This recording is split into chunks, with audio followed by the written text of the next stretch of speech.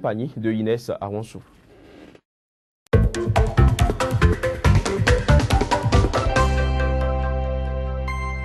Nouvelle édition du journal de l'économie. Bonjour et bienvenue à toutes et à tous. Voici pour commencer un bref aperçu des principaux sujets que nous allons développer. La ministre nigériane Ngozi Iweala, femme africaine la plus influente du monde, c'est ce qui ressort du classement 2015 du magazine Forbes. Akinwumi Adesina, nouveau président de la Banque africaine de développement, il a été élu jeudi à Abidjan en Côte d'Ivoire. Enfin, l'État kényan consent un prêt de 42,73 millions de dollars pour sauver sa compagnie aérienne nationale. Le magazine américain Forbes a rendu public son classement 2015 des femmes africaines et du monde les plus influentes et les plus puissantes. On retrouve parmi ces femmes 3 africaines. On les découvre à travers ce reportage. Elles sont au nombre de 3, les africaines qui figurent dans le top 100 des femmes les plus influentes du monde. Il s'agit tout d'abord de la très respectée ministre nigériane des Finances, actrice clé de l'effacement de la dette nigériane auprès du Club de Paris. Ngozi Okonjo-Iweala est titulaire d'un diplôme de Harvard et d'un doctorat en économie du prestigieux Massachusetts Institute of Technology. Elle occupe le 48e rang à l'échelle mondiale. Vient ensuite sa compatriote Folorunshò Alakija.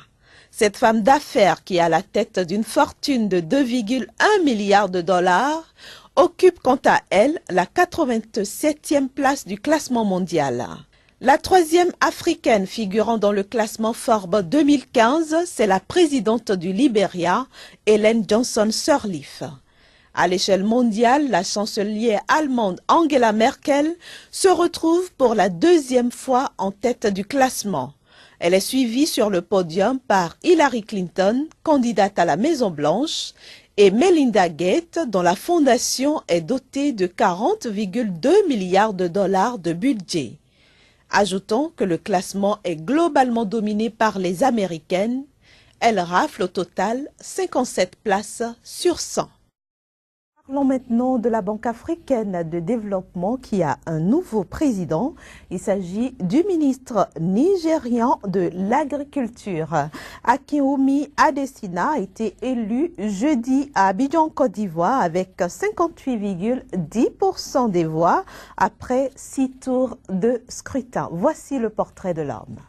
Âgé de 55 ans, Akinwumi Adesina fut le dernier ministre nigérian de l'Agriculture et du Développement rural sous la présidence de Goodluck Jonathan. Avant sa nomination, il était vice-président des politiques et des partenariats de l'Alliance pour une révolution verte en Afrique. Père de 2 enfants, Akinwumi Adesina est titulaire d'un doctorat en économie agricole à l'Université de Purdue aux États-Unis d'Amérique depuis 1988. Il a plus de 20 ans d'expérience dans le domaine de l'agriculture sur le continent où il a œuvré pour la lutte contre la pauvreté des paysans et l'insécurité alimentaire. Le nouveau président de la Banque africaine de développement a un parcours exceptionnel. La relance de sa carrière se situe en 1988 lorsque l'homme bénéficiait de la bourse de recherche de la Fondation Rockefeller, un organisme qui promeut le progrès scientifique et le bien-être dans le monde entier. Akinwumi Adesina a occupé des postes et pas les moindres dans plusieurs centres internationaux de recherche agricole. Il a été consultant sur les questions de développement agricole et était le principal organisateur du sommet africain sur les engrais pour les chefs d'État en 2006. En juillet 2007, il s'est vu décerner le titre Yara pour la révolution verte en Afrique pour son travail réalisé dans le domaine des intrants agricoles et sa participation dans la création de réseaux agro-commerciaux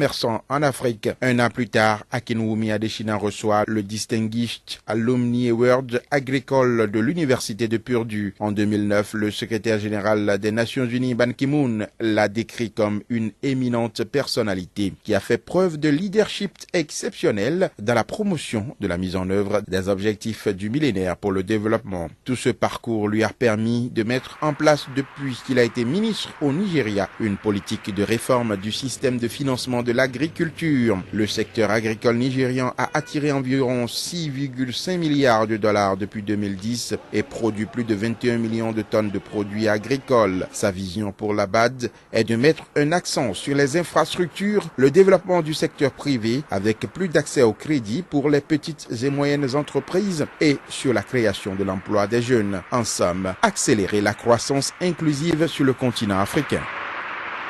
42,113 millions de dollars, ici s'élève la somme que l'État kényan a accordée à la compagnie aérienne nationale. Ce prêt vise notamment à aider cette compagnie à faire face aux difficultés financières qu'elle traverse. Il faut dire que Kenya Airways a enregistré des pertes de 134 millions de dollars durant le premier semestre de l'exercice fiscal 2014-2015. Son ratio dette capitaux propres s'est établi à 275% à la fin de l'exercice fiscal 2013-2014 avec une dette nette de 833,4 millions de dollars. Nous quittons maintenant le continent africain pour les États-Unis. L'administration Obama a récemment donné son feu vert pour l'exploitation pétrolière offshore dans l'Arctique. Le groupe Shell est prêt à passer à l'action et prévoit même d'envoyer une plateforme de forage cet été, l'été prochain donc, mais les défenseurs de l'environnement craignent que ce projet n'amène une éventuelle marée noire dans la région. Comité d'accueil musclé dans le port de Seattle. La plateforme pétrolière Polar Pioneer du groupe Shell est attendue ici avant son périple vers l'Arctique. Un voyage que ces militants écologistes veulent empêcher. Ils craignent une marée noire presque impossible à nettoyer. On n'a déjà pas réussi à nettoyer le pétrole dans le golfe du Mexique. Comment voulez-vous qu'on y arrive dans l'océan Arctique? Il n'y a pas de pire endroit pour un accident. En 2012, une plateforme à la dérive dans une tempête s'est échouée en Alaska. Il n'y a pas eu de marée noire, mais selon les manifestants, cet incident prouve que le forage en Arctique est une activité dangereuse et imprévisible. Nous sommes scandalisés de voir que les autorités ont laissé Shell faire venir sa plateforme ici. Nous ne voulons pas qu'elle aille dans l'Arctique et nous allons continuer d'essayer d'empêcher cela. Le groupe Shell espère bien trouver des gisements exploitables au large de l'Alaska maintenant que l'administration Obama a donné son feu vert.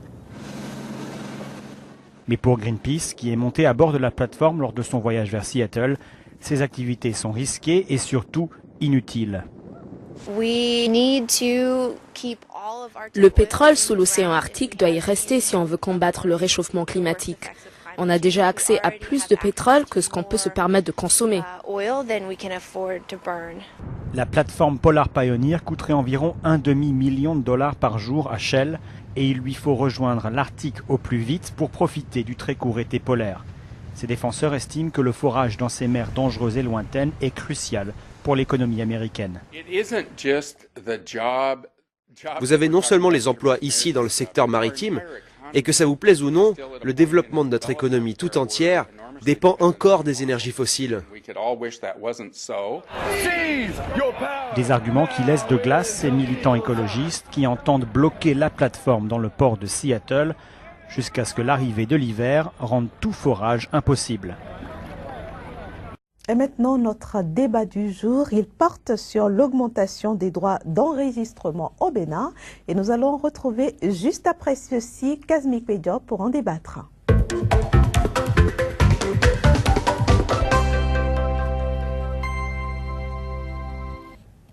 Retrouver ce matin Kazmi Kwedio. Bonjour. Bonjour Inès. Comment allez-vous? Ça va très bien chez vous. Ça va. Alors, les nouvelles dispositions de la loi des finances gestion 2015 au Bénin semblent peu favorables aux opérateurs économiques. C'est bien ça.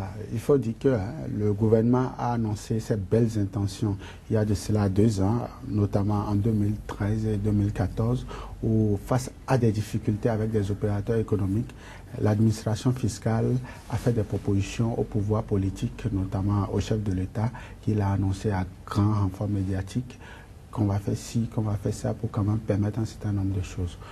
Oui, ça a été fait dans une certaine proportion, mais dans cette même loi, il y a des dispositions antérieures que le gouvernement a bien voulu corser. Donc, on a essayé d'ouvrir la vanne quelque part pour favoriser un certain nombre de choses, mais de l'autre côté, vers la fin, on a encore corsé les choses. Donc, c'est un peu comme si le gouvernement déshabillait Saint-Paul pour habiller Saint-Pierre.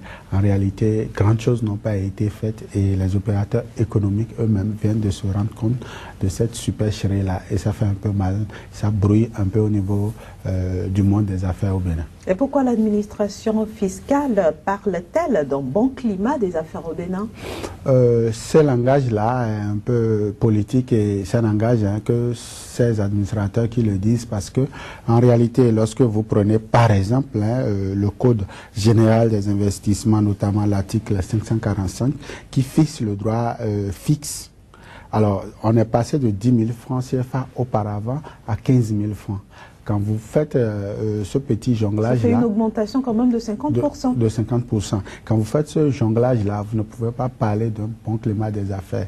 Et lorsque vous voyez, on peut citer les différentes dispositions aujourd'hui qui ne sont plus favorables à un certain nombre d'enregistrements. Quand vous prenez par exemple au niveau de l'enregistrement du bail ou des baux amphithéotiques, ça pose un véritable problème parce que le montant est passé du simple au double. Quand vous prenez par exemple le droit au divorce, tout ça là, c'est passé du simple au double et tout ça aujourd'hui cause davantage, sinon envenime le climat des affaires au Bénin, envenime les relations entre l'État central et les opérateurs économiques qui ne veulent pas forcément d'un pays où il fait mal vivre, d'un pays où leurs affaires ont du mal à prospérer. Et justement, que font ces opérateurs économiques pour obtenir gain de cause? Déjà, ils se sont réunis, il faut dire, au Bénin, comme dans certains pays d'ailleurs, les opérateurs économiques sont très organisés, ils ont des associations pour se faire entendre et donc ils se réunissent déjà et ils prennent des dispositions, ils sont en train de prendre des dispositions pour aller voir l'État central et discuter. Il faut déjà féliciter ce cadre de dialogue qui existe entre les opérateurs économiques et le ministère des Finances, cadre qui a été suscité par la Chambre de commerce et d'industrie du Bénin et donc il y a ce cadre-là. En ce moment, il y a ces forats qui sont organisés en ce moment pour quand même permettre aux opérateurs économiques de faire entendre leur voix. Il y a aussi qu'en ce moment, ils sont en train de voir avec la législation, avec la 7e législature, comment faire pour que les députés puissent aussi être informés parce que pour la plupart du temps, le politique n'est pas forcément impliqué ou du moins ne maîtrise pas le langage des affaires. Et donc, il est un peu difficile pour les députés de pouvoir cerner les véritables difficultés que vivent les opérateurs économiques. Alors, ils sont en train d'envisager la création d'un cadre de discussion au niveau du Parlement pour permettre quand même aux députés, aux nouveaux élus bien évidemment, de pouvoir cerner les questions, les difficultés que leur pose le pouvoir central. Parce que, pour pouvoir mieux légiférer. Voilà, de pouvoir mieux légiférer parce que entre l'administration publique, le ministère des Finances et les autres ministères, et le Parlement, il y a forcément un dialogue dessous ou un dialogue qui n'est pas bien fait, si bien que les députés n'arrivent pas à comprendre un certain nombre de choses. Et donc, quand le gouvernement envoie ses projets de loi, eh bien, ça passe facilement, alors que de l'autre côté, les premières victimes, les conséquences directes, c'est sur les opérateurs économiques. Au regard de tout ce que vous venez de dire, Kazmik Bédian, est-ce qu'on peut dire, sans risque de se tromper, que la destination Bénin est favorable aux investisseurs étrangers? Pas du tout. Quand vous prenez certains pays, quand nous prenons le concept de la CEDEAO ou bien de l'UEMOA, aujourd'hui le Bénin n'est pas du tout favorable. Quand vous prenez la Côte d'Ivoire, le Ghana ou bien le Nigeria, les gens préfèrent aller dans ces pays-là que de venir au Bénin, alors que nous disposons... Ou au Togo à côté. Ou au Togo à côté. Alors que nous disposons des mêmes espaces, nous disposons de façon naturelle des mêmes avantages que ces pays-là. Et pourquoi les opérateurs économiques ne viennent pas au Bénin et préfèrent ces pays-là? C'est là la Nous allons garder la question, Kazmik Bédian, parce que nous sommes déjà au terme de cette édition du Journal de l'économie. Nous allons bien évidemment y revenir, nous le promettons aux amis téléspectateurs à qui nous donnons rendez-vous pour la prochaine édition de ce journal. Ce sera lundi prochain avec le même plaisir.